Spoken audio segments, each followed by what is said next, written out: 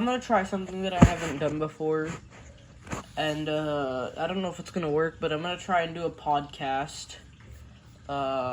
Just let me know if I should continue doing this, but this podcast, we're just gonna be talking about we're gonna be ranking every set that has been released so far from the Sword and Shield era. Well, I'm only rating the main sets. So yeah, I'm not rating any other of the special sets or whatever, just the main sets. We're gonna be ranking the sets from worst to best. So yeah, let's get started. Now, I think for the worst set from the Sword and Shield era is gonna have to be Rebel Clash, and I think this because, not gonna lie, there wasn't much innovation to Rebel Clash. There was kind of just like the starters. They just made like V's and V maxes of the starters. There wasn't really like any good cards that you could get, or like any like unique cards, in my opinion. I don't know, just felt like something from like 2009. Wasn't really that innovative, in my opinion. Next one is gonna have to be Sword and Shield base set. It provided like, I mean, it was the start to the new era.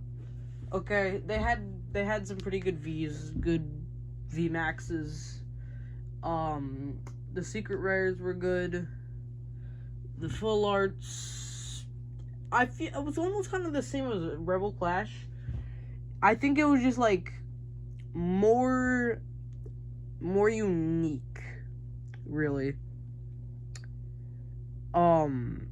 Yeah, but also it was nice to see like some fresh new Pokemon, you know. So yeah. Next one is gonna have to go to Darkness Ablaze. I think this because it was kind of the same as like Sword and Shield base set and Rebel Clash. There were new V's and V maxes, but like, you know, it kind of felt repetitive, and you know, just didn't feel the same. Or I mean, the Charizard is kind of the only reason why Darkness Ablaze was good. Actually, you know what? Never mind. Really, it's just a Charizard that made Darkness Ablaze good. Next one is gonna have to go to Battle Styles. Do I really have to explain myself? I mean, I guess I do, but Battle Styles was the 5th set, or the 5th expansion to the Sword and Shield era. It was the first set in the Sword and Shield era to have alt arts. So I mean, yeah, the alt arts were pretty good, but just like the cards in general, they're not good. I mean, like, you can get some pretty good cards like the Tyranitar V alt art, but like the cards itself aren't really that good. I don't think the pull rates are that good either. I haven't opened Battle Styles for a little bit. I mean, also it was it added single strike and rapid strike. So yeah, really, I'm only saying that Battle Styles is better than the other 3 because it added alt arts. Next one's going to Fusion Strike, probably my most hated set of all time. I mean, it is so hard for me to pull anything out of Fusion Strike. The pull rates are so bad on Fusion Strike. But I mean, it has like very good alt arts. It has very good Vs, like some playable Vs and V maxes. It was one of the sets that got me back into Pokemon, and yeah. I just hate the fact, though, that it's so hard to pull stuff from it. it's better than Battle Styles at least. So yeah, that's what's saving it from being lower. Next one's gonna have to go to Chilling Reign. Chilling Reign is an okay set. It has good alt arts, like the Shadow Rider Calyrex VMAX.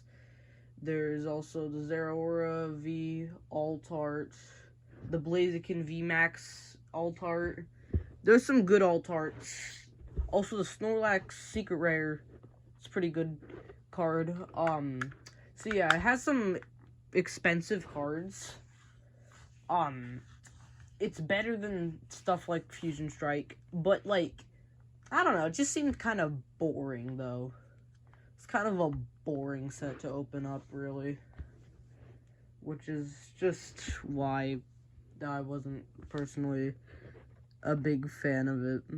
Next one is going to Vivid Voltage. Vivid Voltage, I feel like, is actually like a good set. It introduced amazing rares. There were 6 amazing rares, which, if I remember correctly, were Zamazenta, Zacian, Celebi. I already forget all of them. Whatever. It had the Pikachu VMAX Rainbow, which is still an expensive card. There's just some, like, very nice cards in Vivid Voltage, and it seems a little bit easier to pull stuff in Vivid Voltage. It's just, like, a way more funner set to open up, in my opinion. This one's now going to Astro Radiance. Astro Radiance was, I mean, yeah, no, it's a pretty good set. You can get some good alt arts. It's also the second set to get a trainer gallery, which gives you a better chance of actually getting pulls. Which is why I put it on top of Vivid Voltage. It's because you have, like, you can get better cards, like better alt arts, better Vs. Like, it was around this time that they were actually, like, making, like, good cards, like, and, like, better alt arts, really. It's when they introduced stuff like V-Stars.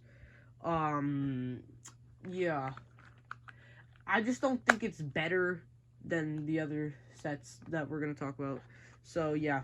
This next one goes to Brilliant Stars. Brilliant Stars was a very good set. Brilliant Stars introduced V-Stars and the Trainer Gallery. It was all about Arceus and, like, Charizard. Very good alt arts. Just in general, all the cards were amazing. Yeah. Although, I think some of it could have had, like, more potential. They really could have had more potential. The Trainer Gallery and Brilliant Stars, I don't think was that good, in my opinion. But just, yeah, but the only reason why Brilliant Stars is higher than Astro Radiance is because the cards overall were just better. This one goes to Lost Origin. Lost Origin, being the newest set that has been released so far, it's just good.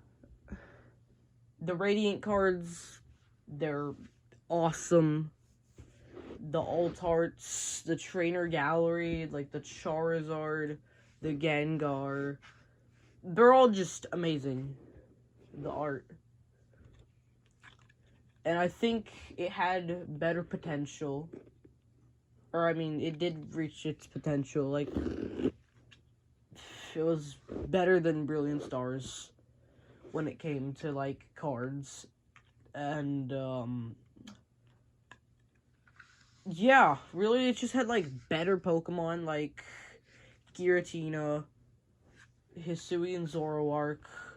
It was, given more about the Hisuian world. Really. Like, I feel like also the pull rates are also pretty good. And, there's just so many amazing things you can pull from Lost Origin. which is why I think it's better than Brilliant Stars and all that type of jazz. Really, it's like all the cards, like really. The Aerodactyl V Altart, such a good card. The Giratina V Altart, such a good card. There are so many good cards you can actually pull. Like, really. Yeah. Last one is going to Evolving Skies. Evolving Skies has the best Altarts out of any set. And I think it even has the most Altarts in general. The Altarts, just like off the charts.